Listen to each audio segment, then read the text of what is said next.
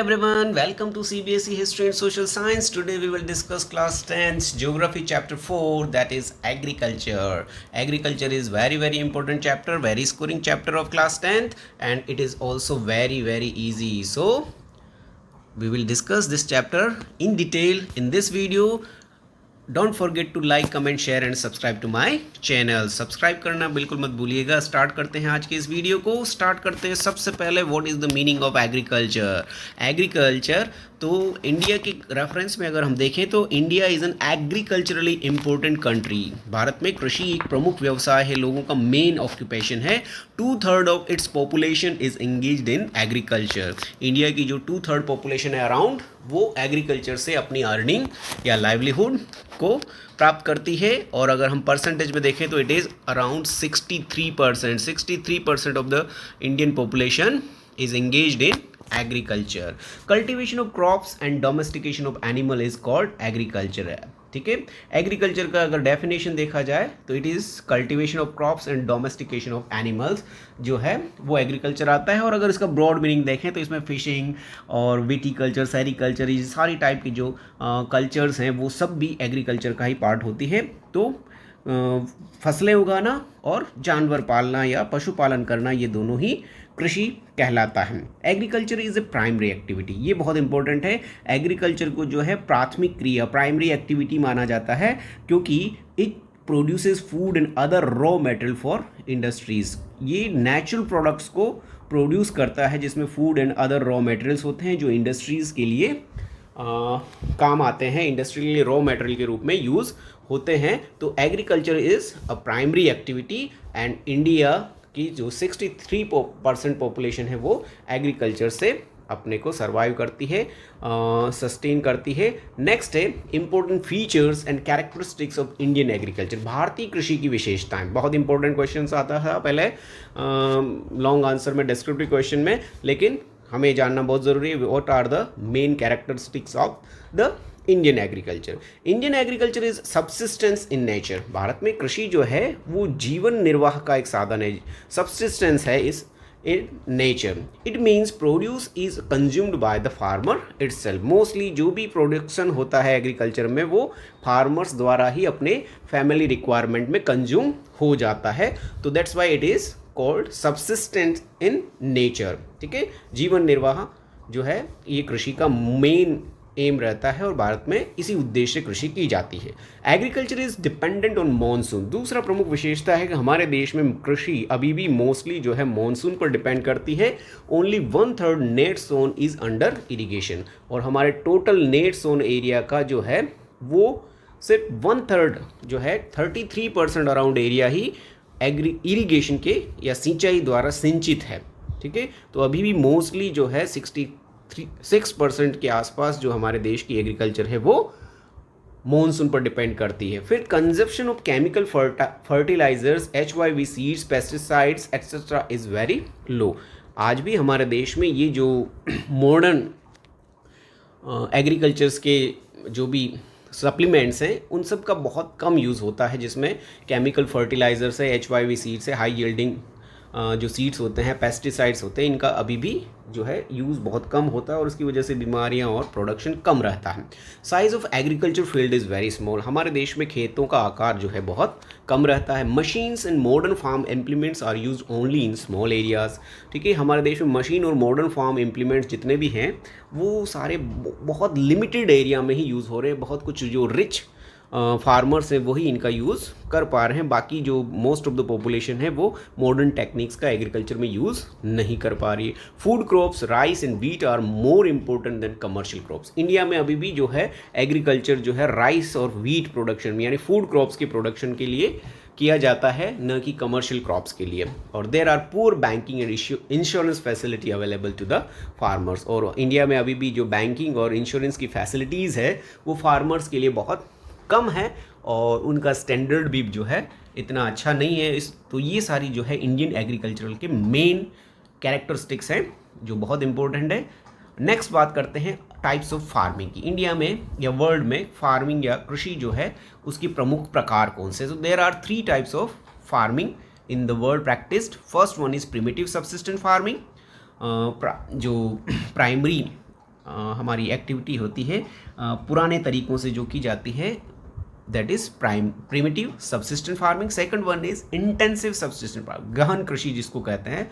और third one is commercial farming, व्यापारिक कृषि या वाणिज्यिक कृषि जिसको कहा जाता है। तो there are 3 types of farming, primitive subsistent farming, intensive subsistent farming and commercial farming. अब एक एक करके इनको हम देखते हैं। सबसे पहले first one is primitive subsistence farming, ठीक है। जीवन निर्वाह की जो प्राचीन कृषि तकनीकी है उसको प्रिमिटिव सबसिस्टेंट फार्मिंग कहा जाता है। It is also called as slash and burn agriculture. इस प्रिमिटिव सबसिस्टेंट फार्मिंग को स्लेश एंड बर्न एग्रीकल्चर भी कहा जाता है। In this agriculture forest land is cleared and they are bird.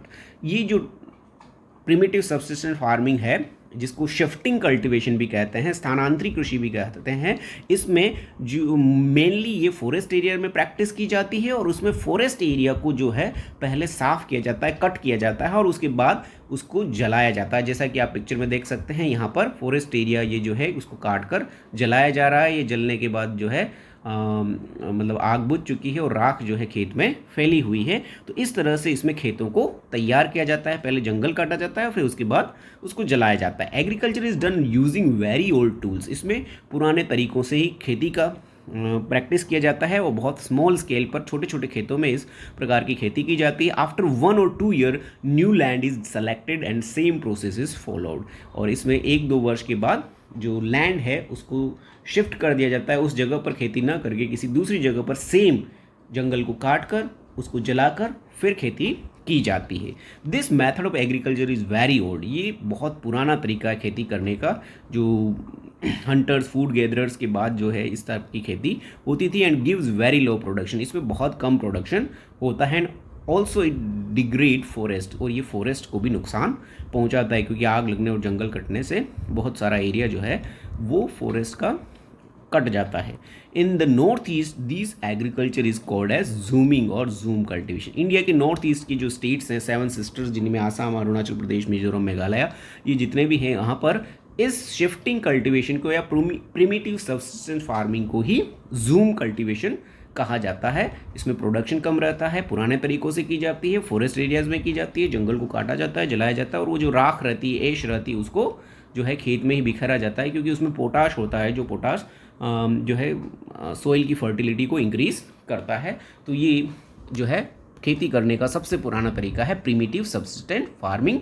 और अभी भी कुछ एरियाज जो फॉरेस्ट एरियाज है वहाँ पर इसको प्रैक्टिस किया जाता है। नॉर्थ ईस्ट में इसको जूमिंग कल्टीवेशन कहा जाता है। ये बहुत इंपॉर्टेंट है। नेक्स्ट है सबसिस्टेंस फार्मिंग, निर्वाह कृषि, ठीक है, बहुत इंपॉर्टेंट है। निर्वाह कृषि में is done for self consumption not for market. ये अपने खुद के परिवार की आवश्यकताओं की पूर्ति के लिए की जाती है, मार्केट के लिए नहीं होती। यानी अपनी फैमिली रिक्वायरमेंट्स को पूरा करने के लिए जो कृषि की जाती है दैट इज निर्वाह कृषि और subsistence farming. It is done where population pressure on the land is very high.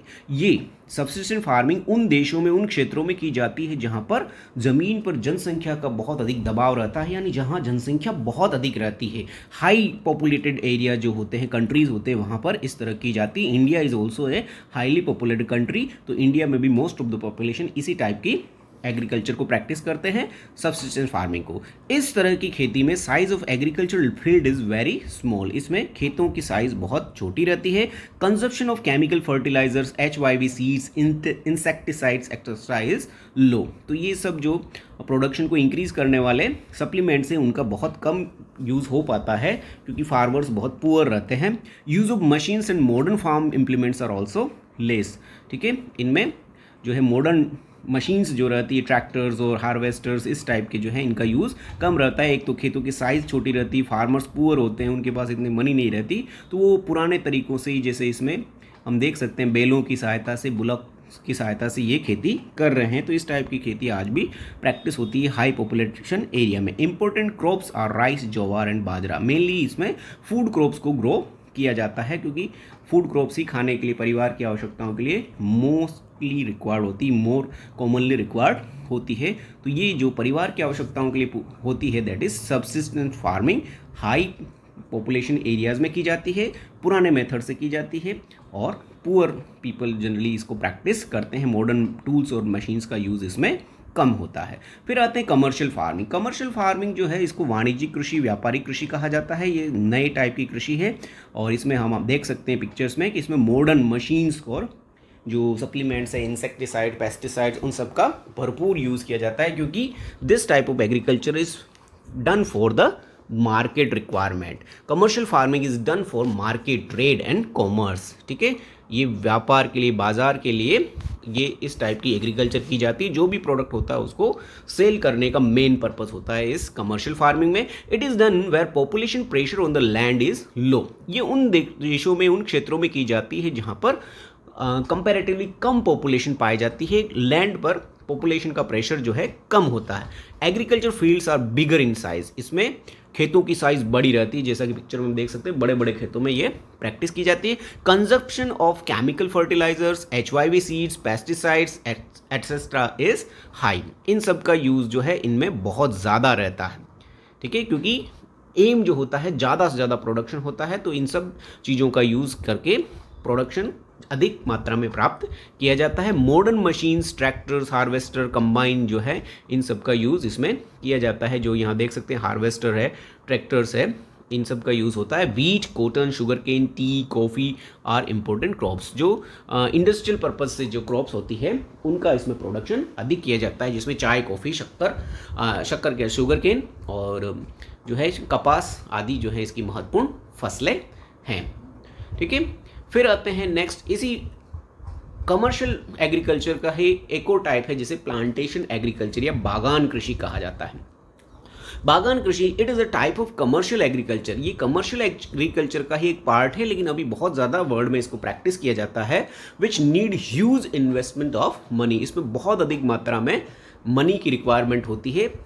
जब इसको किया जाता है तो एडवांस में पहले से ही इसमें इन्वेस्टमेंट मनी का बहुत ज़्यादा रिक्वायर्ड रहता है। It is a single crop farming practised on large land. इसमें एक ही क्रॉप को एक बहुत बड़े एरिया पर उगाया जाता है। प्लांटेशन एग्रीकल्चर वो started by British in India. Bharat में इस प्लांटेशन एग्रीकल्चर को स्टार्ट करने वाले ब्रिटिशर्स थे। Generally it is done in hilly and slopy area where rainfall is high and water can drain easily. Generally Bharat में इसको माउंटेनियस, जो हिली एरियाज रहते हैं जिनका स्लोप रहता है, ऐसे एरिया में जहाँ पर रेनफॉल अधिक होता है और वाटर जो है इजीली ड्रेन हो जाता है, वहाँ पर इस टाइप की एग्रीकल्चर को किया जाता है। Heavy dose of fertilisers, pesticides etcetera are required. इसमें बहुत अधिक मात्रा में फर्टिलाइजर्स और पेस्टिसाइड्स की रिक्वायरमेंट रहती है, क्योंकि जो क्रॉप होती है उसको बीमारियों से बचाना होता है और प्रोडक्शन अधिक मात्रा में प्राप्त करने का लक्ष्य होता है। Efficient and fast transport and communication help this farming to connect with market.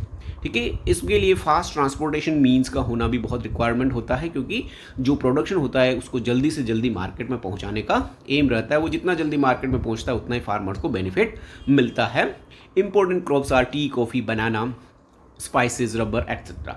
ठीक है, तो इसमें जो मेनली फ्लावर्स हैं उसकी एग्रीकल्चर होती है। टी, कॉफ़ी तो है, ये रबर प्लांटेशन जो है वो भी इसका एक टाइप से, बनाना प्लांटेशन जैसा पिक्चर में आप देख सकते हैं, टी प्लांटेशन ये है, फ्रूट्स की भी इसमें होता है। स्पाइसेस जो और स्पाइसेस होते हैं वो इसमें उगाए जाते हैं। तो बहुत सारी फसलें हैं प्लांटेशन एग्रीकल्चर के अंदर, और अभी इसकी डिमांड जो है ज़्यादा बढ़ रही है। बहुत अधिक लोग इस टाइप के एग्रीकल्चर को प्रैक्टिस करते हैं, लेकिन इसमें मॉडर्न मशीन्स और मेथड्स का यूज़ जो है होता है, बहुत अधिक इन्वेस्टमेंट इसमें रिक्वायर्ड होता है। तो जो रिच फार्मर्स हैं वही इसको ज़्यादातर प्रैक्टिस कर पाते हैं। ठीक है, फिर आते हैं क्रॉपिंग पैटर्न। भारत में फसलों के उगाने के विभिन्न सीजन्स जो हैं वो कौन कौन से हैं। तो there are 3 seasons in India. First one is kharif. Kharif crop sown with the onset of monsoon. Monsoon के प्रारंभ में ही फसलों को जिसमें बोया जाता है, अगर मंथ की बात करें तो जून मंथ में जहाँ बोने की शुरुआत होती है, एंड हार्वेस्टेड इन अक्टूबर, जिनको अक्टूबर के आसपास काट लिया जाता है। एग्जाम्पल जो खरीफ क्रॉप्स के हैं वो बहुत इंपॉर्टेंट, राइस, मेज, मूंग, कॉटन, जूट, ये सारी फसलें खरीफ क्रॉप्स हैं जो मानसून के साथ बोई जाती है और अक्टूबर के आसपास काटी जाती है। यानी जो रेनी सीजन की जो फसलें होती है दे आर खरीफ क्रॉप्स। फिर बात करते हैं रबी क्रॉप्स की। Rabi crops are those crops sown in winter season, जो सर्दियों में बोई जाती है जहाँ टेम्परेचर कंपैरेटिवली कम रहता है। तो ये अक्टूबर दिसंबर में बोई जाती है and harvested in summer, means April के आसपास, मार्च अप्रैल में जिनको काटा जाता है, दे आर रबी क्रॉप्स। ठीक है, तो विंटर सीजन की क्रॉप्स हैं वो रबी क्रॉप्स हैं, मॉनसून की हैं वो खरीफ क्रॉप्स हैं। एग्जाम्पल इसमें वीट, पीस, ग्राम और मस्टर्ड हैं। ये बहुत इंपॉर्टेंट एग्जाम्पल हैं। ये सारी सब विंटर सीजन की रबी क्रॉप्स हैं। फिर जायद क्रॉप्स, थर्ड टाइप्स जो है, थर्ड सीजन जो क्रॉप्स का है दैट इज जायद crops. It is a short season during the summer. ये एक शॉर्ट टर्म का सीज़न है जो स्पेशली गर्मी के मंथ्स में, स्पेशली मई जून, अप्रैल मई जून में इसमें एग्रीकल्चर की जाती है। और स्पेशली इसमें फ्रूट्स की और खीरा टाइप की जो फसलें उगाई जाती, बाजरा उगाया जाता है, वाटरमेलन, मस्क मेलन, ककुम्बर, इन सब का जो प्लांटेशन होता है, एग्रीकल्चर होती है, दैट इज़ जायद क्रॉप्स इन्हें कहा जाता है। तो ये जायद क्रॉप्स के एग्जाम्पल हैं। तरबूज, खरबूजा और खीरा जो है इसके मेन एग्जाम्पल है। तो these are the 3 cropping patterns, kharif, rabi and zaid most important है। और इनकी क्रॉप्स जो हैं एग्जाम्पल वो भी इंपॉर्टेंट है। फिर बात करते हैं इंडिया की मेजर क्रॉप्स, भारत की प्रमुख फसलें। तो फसलों में डिफरेंट टाइप की फसलें हैं, जिसमें मेनली अगर हम फूड क्रॉप्स की बात करें जो खाने के लिए यूज़ में लेते हैं, तो उसमें राइस है, वीट है, मेज़ है, मिलेट्स है, ज्वार है, बाजरा, ये सारी सब खाने वाली फसलें हैं, फूड ग्रेन्स जिन्हें कहा जाता है। दूसरी बीवरेज यानी जिनको पीने के लिए यूज़ में लिया जाता है, तो उसमें टी और कॉफ़ी हैं, ये मेन बेवरेज क्रॉप्स हैं। ठीक है। थर्ड नॉन फूड क्रॉप्स जो हैं वो हैं कॉटन एंड जूट, या जिनको टेक्सटाइल क्रॉप्स भी कहा जाता है। तो ये मेजर टाइप्स क्रॉप्स हैं जो इंडिया में और वर्ल्ड में प्रैक्टिस की जाती है। और हम कैटेगराइज करें तो सीरियल क्रॉप्स हैं जो खाने के लिए है, राइस, वीट और बाजरा जो हैं, गेहूं, चावल और बाजरा खाने वाली मुख्य फसलें। मिलेट्स होती हैं जो मोटे अनाज होते हैं, ज्वार, बाजरा और रागी हैं। फिर पल्सेस जिसमें दालें आती हैं, तूर जो अरहर जिसको कहा जाता है, उड़द, मूंग, मसूर, पीस, ग्राम, ये सारी सब पल्सेस दालें हैं। फिर ऑयल सीड जिनसे तेल निकाला जाता है, उसमें mustard, coconut, groundnut, sunflower, soybean, ये सारी सब जो है ऑयल सीड्स वाली क्रॉप्स हैं। फिर बेवरेज में टी, कॉफ़ी आ गया जिनको पीने के लिए पेय फसलें कहा जाता है। फाइबर क्रॉप्स जिनसे धागा या रेशा प्राप्त किया जाता है, उसमें cotton, jute, hemp, natural silk जो है, ये सारी हैं। और फिर केश क्रॉप्स जो कमर्शियल पर्पज से जिसमें उगाया जाता है, sugarcane, rubber, tobacco, spices हैं, ये सारी सब केश क्रॉप मानी जाती है। तो ये डिफरेंट टाइप की क्रॉप्स हैं जिसको इंडिया में उगाया जाता है। अब हम एक एक करके इन डिफरेंट क्रॉप्स को स्टडी करेंगे। सबसे पहले हम स्टडी करते हैं सबसे इम्पोर्टेंट क्रॉप जो इंडिया में है, फूड क्रॉप्स जिन्हें हम कहते हैं। तो उसमें सबसे पहली है वीट। वीट जो है गेहूं है, ये भारत में खाई जाने वाली second most important food crop है। यानी सबसे ज़्यादा लोग जो है चावल खाते हैं और उसके बाद सेकंड जो है वीट का कंजप्शन इंडिया में होता है। इट रिक्वायर्ड, इसका जो टेम्परेचर है वो थोड़ा सा कम चाहिए, कूल एंड मॉइस्ट क्लाइमेट इसके रिक्वायर्ड रहता है during the growing season a dry climate. ठीक है। तो जो इसका ग्रोइंग सीजन होता है तब ड्राई क्लाइमेट की रिक्वायर्ड होती है। It required annual rainfall of 60 to 75 centimetre. 60 to 75 centimetre गेहूं की ग्रोथ के लिए जो है रेनफॉल चाहिए होता है, यानी रेनफॉल, बारिश की कम आवश्यकता रहती है। And fertile sandy soil is very suitable. ठीक है, फर्टाइल सोइल इसके लिए रिक्वायर्ड रहती है। The chief wheat growing areas are Punjab, Haryana, UP, Bihar, MP, Rajasthan, Maharashtra हैं। जो नॉर्थ के स्पेशली स्टेट्स हैं, यूपी, हरियाणा, पंजाब, ये सारे सब जो हैं वीट ग्रोइंग एरियाज हैं इंडिया के।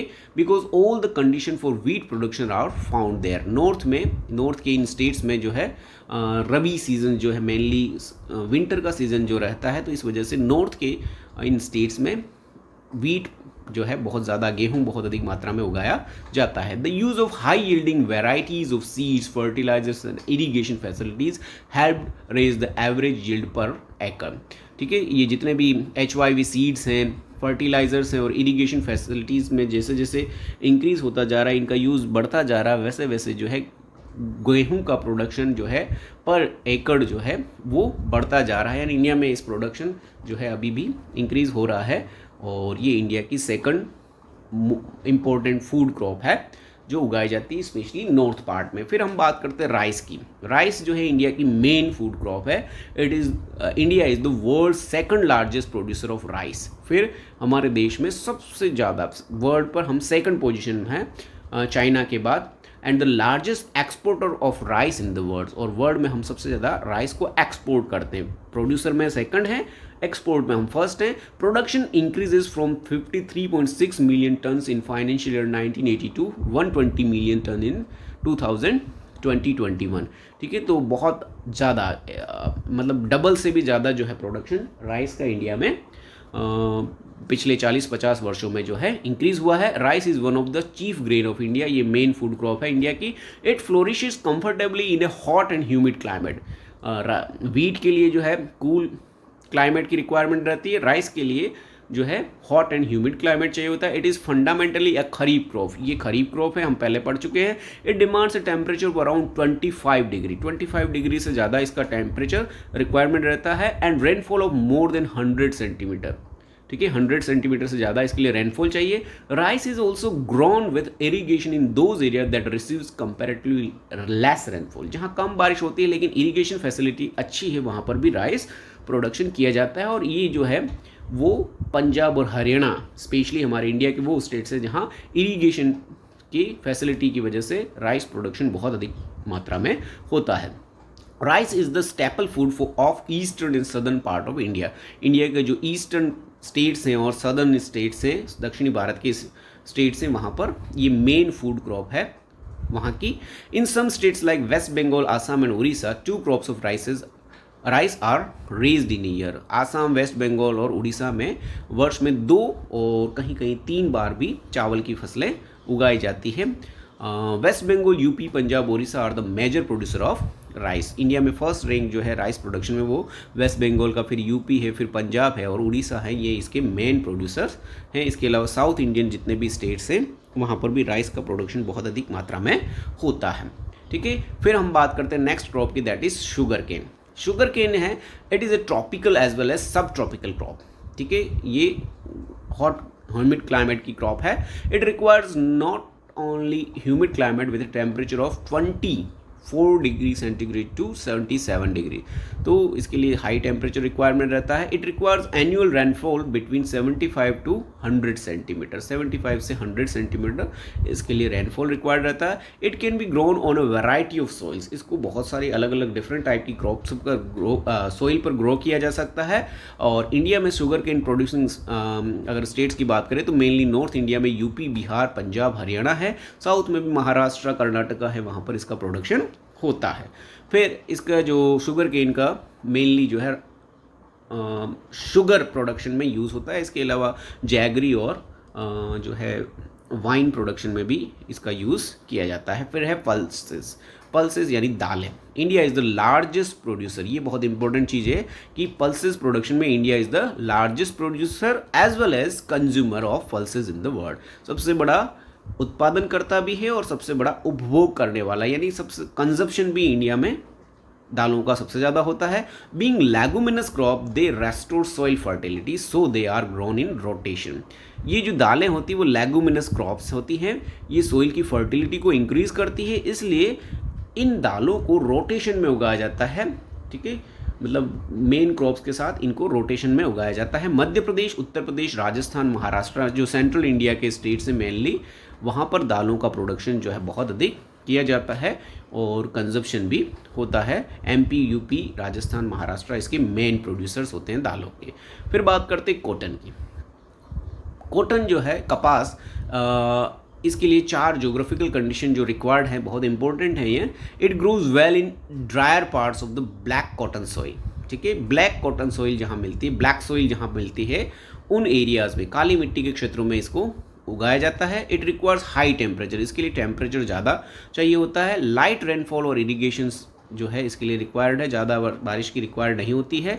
210 फ्रॉस्ट फ्री डेज, कोहरा रहित दिन जो है इसके लिए चाहिए होते हैं। लगभग 2-3 महीने, 4 महीने जो हैं मिनिमम इसमें चाहिए होते हैं, जहाँ पर क्या है कि बिल्कुल कोहरा रहित मौसम होना चाहिए और ब्राइट सनशाइन होनी चाहिए। जो इसकी जो फ्रूट होता है उसके अच्छी ग्रोथ के लिए ब्राइट सनशाइन रिक्वायर्ड रहती है। महाराष्ट्र, गुजरात, पंजाब, कर्नाटका जो हैं, जहाँ ब्लैक सॉइल एरियाज़ है इंडिया के, वहाँ पर ये बहुत अधिक कॉटन का प्रोडक्शन होता है और इंडिया कॉटन प्रोडक्शन में वर्ल्ड की लीडिंग कंट्रीज़ में से एक है। फिर रबर कल्टीवेशन की बात करते हैं। मेन जो अगर हम कमर्शियल क्रॉप की बात करें तो उसमें रबर कल्टीवेशन भी एक इम्पोर्टेंट क्रॉप है। ये इम्पोर्टेंट इंडस्ट्रियल रॉ मटेरियल है। It is an equatorial crop, ये भूमध्य सागरीय फसल है। Also grown in tropical and सब ट्रॉपिकल एरियाज में भी इसको उगाया जाता है। It requires moist and humid climate, ठीक है, नमी युक्त वातावरण और गर्मी वाला वातावरण इसके लिए बहुत अच्छा रहता है। रेनफॉल मोर देन 200 सेंटीमीटर, बहुत अधिक रेन की रिक्वायरमेंट रहती है, स्पेशली जो जहाँ बहुत ज़्यादा बारिश होती है साउथ इंडिया के उन एरियाज़ में इसको उगाया जाता है। और टेम्परेचर अबाउट 25 डिग्री सेंटीग्रेड इसके लिए रिक्वायर्ड रहता है। इंडिया के केरला, कर्नाटका और तमिलनाडु जो साउथ के 3 स्टेट्स हैं वहाँ पर मेनली रबर का प्रोडक्शन हो रहा है। फिर बात करते हैं नेक्स्ट में टी कल्टीवेशन। इंडिया की एक मेजर क्रॉप में, वर्ल्ड के लीडिंग टी प्रोड्यूसर्स में इंडिया है। तो टी कल्टीवेशन की बात करें तो ये इंडिया में ब्रिटिशर्स द्वारा इंट्रोड्यूस की गई थी। इसके लिए जो रिक्वायरमेंट जोग्राफिकल कंडीशंस है उसमें ट्रॉपिकल एंड सब tropical climate endowed with fertile well drained soil rich in humus and organic matter, ठीक है। चाहे जो है उपोष्ण कटिबंधीय क्षेत्रों में जहाँ फर्टाइल लैंड पाई जाती है, लेकिन जो स्लोपी एरियाज़ रहते हैं, हिली एरियाज़ होते हैं जहाँ पर पानी जल्दी से निकास कर जाता है, ऐसे ह्यूमस और ऑर्गेनिक मैटर वाली सॉइल में टी की एग्रीकल्चर या प्रोडक्शन बहुत अच्छे से होता है। Warm moist Frost free climate all through out the year, ठीक है। यहाँ पर भी कोहरा रहित सीजन जो है चाय के लिए बहुत अधिक अच्छा रहता है। Frequent showers evenly distributed through out the year ensures continuous growth of the tender tree leaves. और जहाँ पर फ्रीक्वेंट मतलब रेगुलरली साल भर जो है हल्की बौछारें आती रहती है, रेनफॉल होता रहता है, ऐसा सीज़न जो है चाय की पत्तियों के लिए बहुत उपयुक्त रहता है। Mainly Assam, Tamil Nadu and Kerala. India में जो नॉर्थ ईस्ट में आसाम है, वेस्ट बंगाल है, वो नॉर्थ ईस्ट के सभी स्टेट्स है। इसके अलावा साउथ इंडिया में तमिलनाडु और केरला जो है ऊटी के आसपास, हिमाचल प्रदेश जो है, उत्तराखंड, मेघालय जो हिली एरियाज़ है, आंध्र प्रदेश, इन सभी में जो है टी का प्रोडक्शन होता है। मोस्टली इंडिया के बहुत सारे स्टेट्स में अभी टी प्रोडक्शन स्टार्ट हो गया है, लेकिन Assam is the leading producer of T in India. फिर बात करते हैं जूट कल्टीवेशन की। एक और फाइबर क्रॉप है, इंपॉर्टेंट फाइबर क्रॉप है। Jute is called golden fibre, इसको सुनहरा रेशा कहा जाता है क्योंकि ये दिखने में जो है वो गोल्डन कलर का दिखता है। ज्योग्राफिकल कंडीशन इसके लिए है, grows well in well drain fertile soil. Well drain fertile soil इसके लिए रिक्वायर्ड रहती है। फ्लड प्लेन्स में ये मेनली बहुत अच्छे से होता है, डेल्टाई रीजन में बहुत अच्छे से होता है, जहाँ की सॉइल जो है हर साल रिन्यूड होती रहती है। जो नई मिट्टी आती रहती है, फर्टाइल मिट्टी, उसमें ये बहुत अच्छे से होता है। इसके लिए हाई टेम्परेचर रिक्वायर्ड होता है। और इसका यूज़ जो है मेनली जो है मैन्युफैक्चरिंग ऑफ गनी बैग्स, जो है बोरे होते हैं, उसके मैन्युफैक्चरिंग में होता है। मैट्स, रॉप्स, यार्न, कारपेट्स और अदर आर्टिफैक्ट्स जो होते हैं उसमें होता है। ये नेचुरल फाइबर होता है, ये एनवायरनमेंट को कम नुकसान करता है, इसलिए वर्ल्ड में अभी इसकी डिमांड है। India and Bangladesh are the major producer of jute.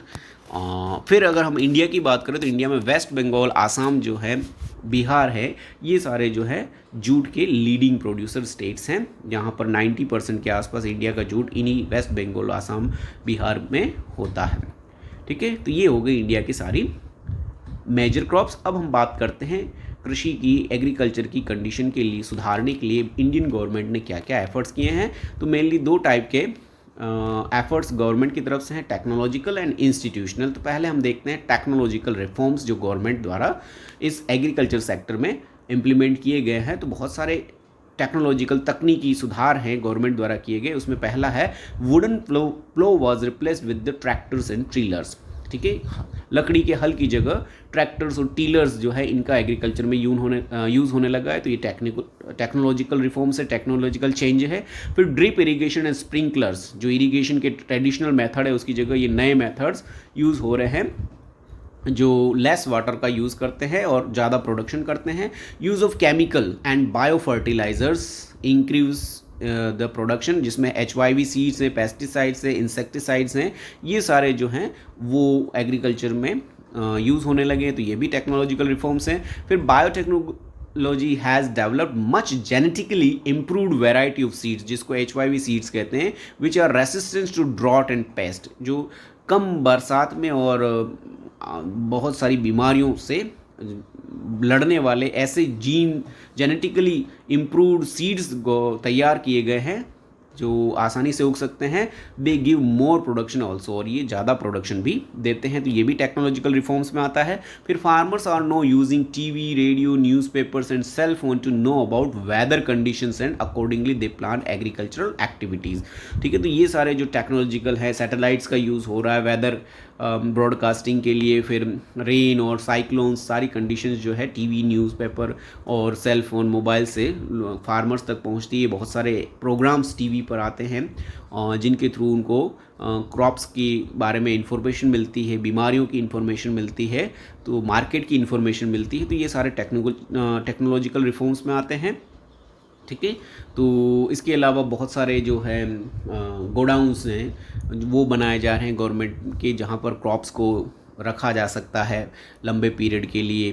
Cooling cold storage जिसको कहते हैं, उसकी फैसिलिटीज़ बढ़ाई जा रही है।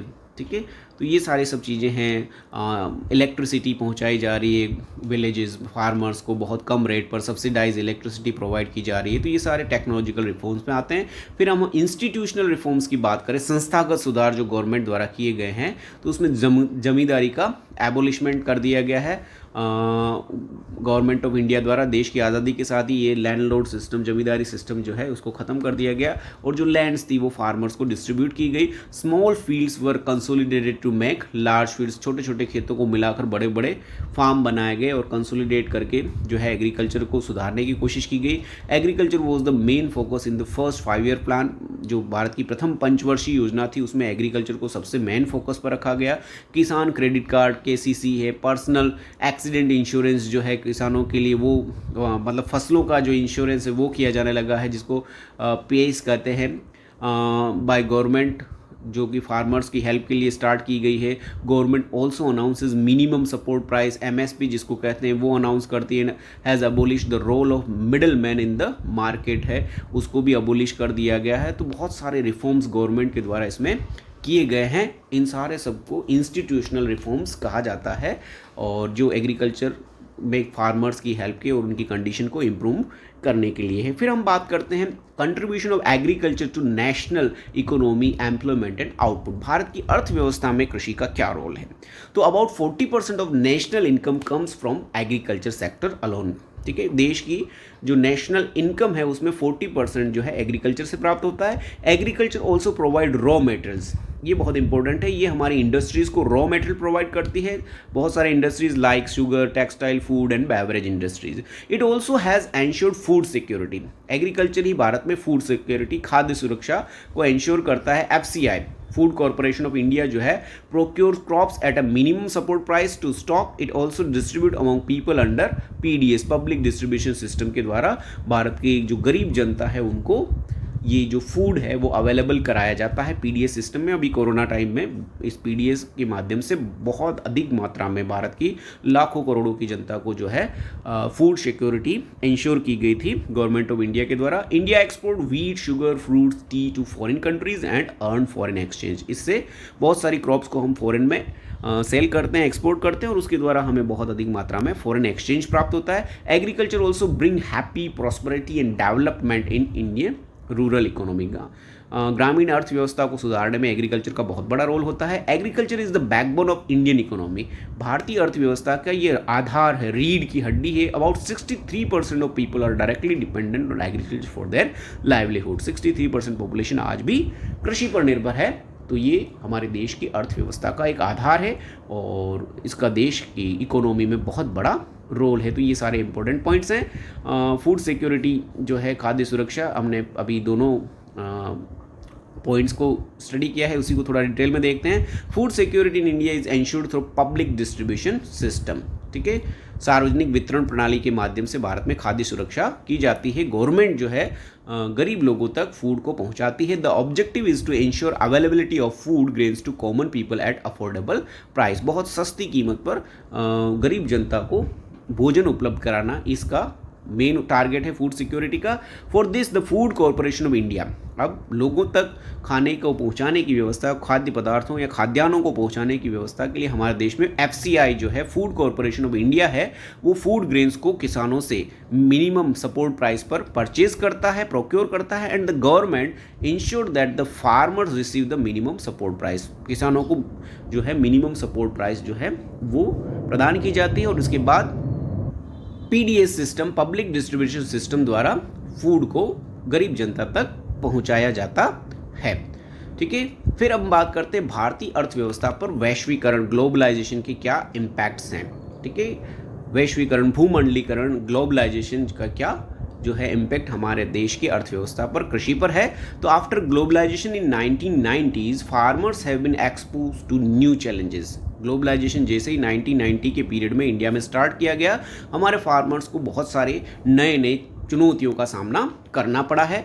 Aims to improve the condition of marginal farmers, ये ग्लोबलाइजेशन जो है मार्जिनल फार्मर्स हैं उनकी कंडीशंस को इम्प्रूव, बहुत मतलब कमी फार्मर्स की कंडीशन को इम्प्रूव कर पाए हैं। New gene revolution is replacing green revolution, और इस ग्लोबलाइजेशन की वजह से जो ग्रीन रिवोल्यूशन है उसकी जगह अब जीन रिवोल्यूशन आ गया है, जिसमें फूड ग्रेन्स की, सीड्स की जो जीन्स है उनको ही चेंज करके मैक्सिमम प्रोडक्शन प्राप्त करने की कोशिश की जा रही है। ये ग्लोबलाइजेशन का इम्पैक्ट है, और इसने ऑर्गेनिक फार्मिंग को भी कुछ स्कोप दिया है, जहाँ पर पेस्टिसाइड्स और इन सब का जो नेगेटिव इफेक्ट्स बॉडी पर पड़ता है उसको कम से कम करने के लिए ऑर्गेनिक फार्मिंग भी अभी जो है वर्ल्ड में प्रचलन में आई है, और उसका बहुत अधिक विकास हो रहा है। अब हम देखते हैं ग्लोबलाइजेशन के पॉजिटिव इम्पैक्ट्स क्या हैं।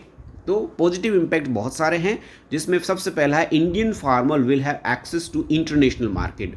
भारतीय किसानों को अब अपनी क्रॉप्स को सेल करने के लिए इंटरनेशनल मार्केट अवेलेबल है, जहां पर वो चाहें उस कंट्री में, उस देश में जाकर अपनी फसलों को बेच सकते हैं। They can sell their produce at international price, और अपने देश की फसलों को या अपनी फसलों को वो इंटरनेशनल प्राइस के हिसाब से बेच सकते हैं, तो बहुत अधिक बेनिफिट इससे कमा सकते हैं। दूसरा, capital investment for foreign countries from foreign countries will develop the Indian agriculture.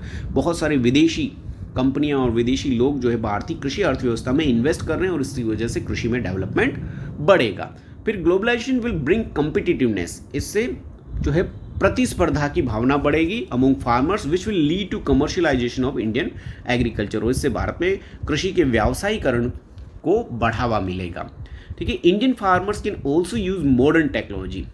इसका सबसे इम्पोर्टेंट इफेक्ट जो हम देख सकते हैं पॉजिटिव, वो है कि कृषि में आधुनिक तकनीक का अधिक से अधिक यूज़ भारत में बढ़ेगा, मशीनरीज का यूज़ बढ़ेगा, which are no use only in foreign country. जो कि अभी सिर्फ विदेशों में यूज़ हो रहा है, वो टेक्नोलॉजी इंडिया में आएगी, और इंडिया में उसका यूज़ होने से कृषि में जो प्रोडक्शन है वो बढ़ेगा। Globalization will also help in biotechnology. Biotechnology जो है उस फील्ड में भी, जेनेटिक इंजीनियरिंग के फील्ड में भी बहुत सारे पॉजिटिव इम्पैक्ट्स इससे होंगे। ऐसे सीड्स जो हैं वो ग्रो किए जाएंगे जो मिनिमम मेहनत में ज़्यादा से ज़्यादा प्रोडक्शन दे सकते हैं। तो ये सारा सब जो है पॉजिटिव इम्पैक्ट है ग्लोबलाइजेशन का। कुछ इसके नेगेटिव इफेक्ट्स भी हैं, वो अगर हम देखें तो नेगेटिव इफेक्ट में अगर हम देखें तो सबसे पहले जो है कि ये जो ग्लोबलाइजेशन है, multinational companies of developed countries will exploit over farmers as Indian farmers are poor and illiterate. World की जो MNC कंपनियां हैं वो एग्रीकल्चर फील्ड में आएगी, इन्वेस्ट करेगी, और वो इन्वेस्ट करेगी तो जो बेनिफिट है वो फार्मर्स को, छोटे पुअर फार्मर्स को न मिलकर इन मल्टीनेशनल कंपनियों को मिलने लग जाएगा, और जो फार्मर है वो पहले पुअर था और भी ज़्यादा पुअर हो जाएगा, क्योंकि हमारा फार्मर जो है टेक्नोलॉजी फ्रेंडली नहीं है, मशीनरी उसके पास नहीं है, उसके पास पैसा नहीं है, वो लिटरेट नहीं है, तो इस सारे ग्लोबलाइजेशन का वह उतना अच्छी तरह से यूज़ नहीं कर पाएगा। दूसरा, small farmers of India can not compete with farmers of develop countries. Bharat के फार्मर्स जो है वो स्मॉल फार्मर्स है, ज़्यादातर के पास छोटे छोटे खेत हैं, पुरानी टेक्नोलॉजी का यूज़ करते हैं, तो ऐसे फार्मर जो है वो दुनिया के रिच कंट्रीज़ के, डेवलप कंट्रीज़ के बड़े बड़े फार्मर्स का मुकाबला नहीं कर पाएंगे, और ऐसे में वो जो खेती कर रहे हैं वो उसमें और अधिक नुकसान होने की संभावना बढ़ सकती है। फिर Indian farmers may not get the international buyers भारतीय किसानों को इंटरनेशनल बायर्स नहीं मिल पाएंगे क्योंकि